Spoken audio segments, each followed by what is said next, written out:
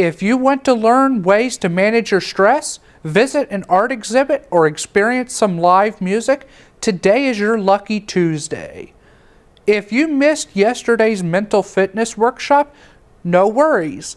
The Counseling Center is hosting the same mental fitness workshop on stress management at 3:30 in the Student Recreation and Wellness Center classroom. For more information, contact the Counseling Center at 660-543-4060.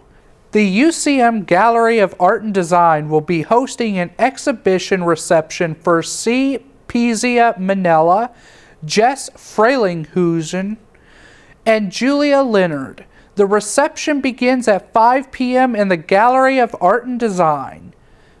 Meanwhile, live music will be playing at 7 tonight in the Union Atrium as Spotlight hosts the Coffee House series, presenting the Icarus account. Rosa Parks once said, "Each person must live their life as a model for others.